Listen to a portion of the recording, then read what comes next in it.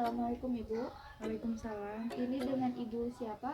Ibu Widya Ibu Widya. Dari mana Ibu asalnya? dari Kampung Kamayangan, Kampung Kamayangan. Usianya 42 tahun. 42 tahun. Perkenalkan Ibu ya, saya Cinta Rasida dari Politeknik Kemenkes Tasikmalaya, Prodi D3 Keperawatan. Nah, di sini saya akan sedikit penyuluhan tentang perilaku memberantas jentik nyamuk. Nah, sebelumnya saya ingin menanyakan terlebih dahulu, apakah Ibu sebelumnya sudah mengetahui belum jentik nyamuk itu seperti apa, bagaimana caranya untuk menghindari jentik nyamuk, memberantas? Belum. Belum tahu. Nah, baik, kalau begitu saya akan sedikit menjelaskan ya. Saya memerlukan waktu kurang lebih 15 menit. Nah, di sini saya akan menjelaskan dari pengertian, cara penularan, bahaya, cara memberantas, dan cara menghindarinya. Nah, untuk yang pertama, pengertiannya, jentik adalah tahap larva dari nyamuk. Jentik hidup di air dan memiliki perilaku mendekat atau menggantung pada permukaan air untuk bernapas.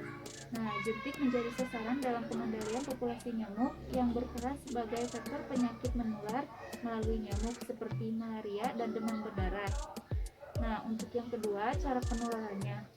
Nyamuk menular melalui hisapan darah karena darah mengandung protein yang dibutuhkan untuk berkembang dan pertumbuhan telur nyamuk, serta bertujuan mempertahankan kelangsungan hidupnya. Untuk yang ketiga, ada bahaya. Di sini bahayanya terdiri dari penyakit demam berdarah. Penyakit demam berdarah adalah penyakit demam akut yang disebabkan oleh virus dengue yang masuk ke peredaran darah manusia melalui gigitan nyamuk Aedes aegypti. Nah, tanda dan gejala demam berdarah yaitu demam, lesu, nafsu makan menurun, mual muntah, nyeri perut, nyeri kepala, nyeri pada tulang dan sendi, timbulnya ruam pada kulit. Nah, yang kedua yaitu penyakit malaria. Penyakit malaria yaitu penyakit menular yang disebabkan oleh nyamuk Anopheles. Hanya Anopheles tutina yang menghisap darah dan membawa sporozoid Plasmodium dalam kelenjar ludahnya yang menyebabkan malaria. Nah, tanda dan gejala malaria yaitu demam tinggi yang berkala yang biasanya disertai sakit kepala, pucat karena kurang darah, badan terasa lemah, nafsu makan menurun, mual-mual kadang disertai muntah. Dalam keadaan menahun, gejala di atas disertai pembesaran limpa. Pada malaria berat, gejala di atas disertai kejang-kejang dan penurunan kesadaran hingga koma.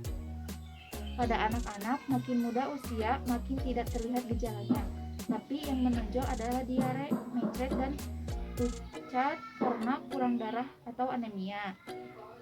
Nah, untuk selanjutnya cara pemberantas ya. Nah, di sini ada beberapa cara, yaitu yang pertama menguras. Nah, tendon air yang bisa dikuras antara lain bak mandi, bak perangkap WC, vas bunga, tempat minum burung, dan sebagainya. Cara menguras yang baik adalah dengan mengikat atau menggosok rata dinding bagian dalam tendon air mendatar maupun naik turun. Maksudnya agar telur nyamuk yang menempel dapat melepas dan tidak menetes jentik-jentik.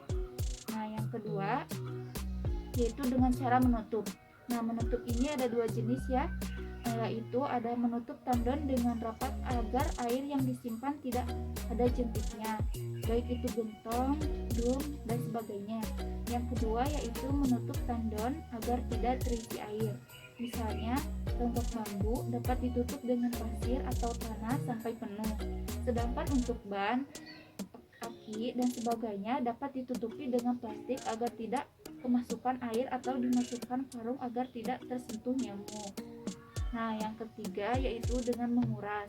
Barang-barang bekas yang dapat menampung air dan tidak akan dimanfaatkan lagi sebaiknya disingkirkan. Yang mudah adalah dengan menguburkan ke dalam tanah.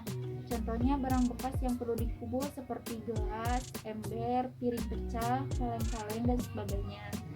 Nah, untuk selanjutnya cara menghindari.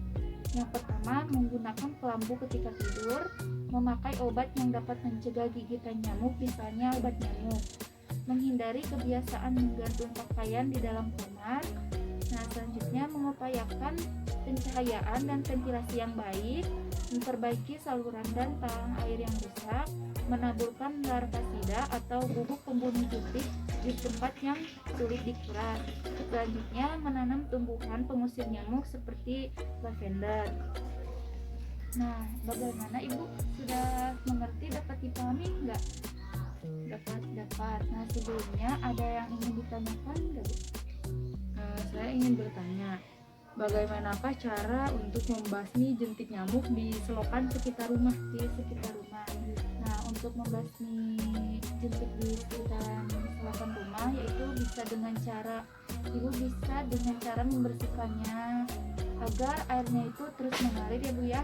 Soalnya kan kalau misalkan ada keluarga Ibu yang membuat sampah di selokan, nanti kan itu akan menyebabkan menyumbat ya Bu ya. Nah, nanti di situ kan bakalan terdapat genangan air. Genangan air di situ kan nanti bisa tumbuhnya jentik-jentik. Nah, salah satunya dengan cara itu. Nah, untuk selanjutnya yaitu Ibu bisa menyemprotkan asap yang sudah dicampur dengan pembasmi nyamuk. Nah, mungkin segitu Ibu jawabannya. Dapat dipahami? Dapat.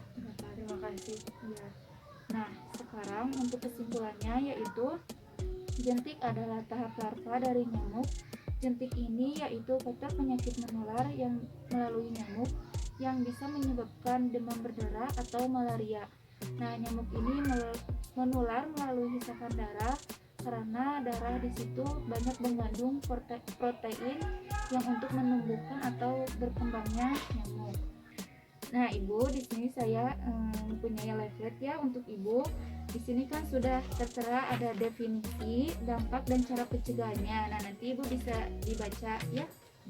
Nah, baik kalau begitu, terima kasih ya Bu ya atas waktunya. Mohon maaf bila ada kesalahan. Wassalamualaikum warahmatullahi wabarakatuh. Waalaikumsalam warahmatullahi wabarakatuh.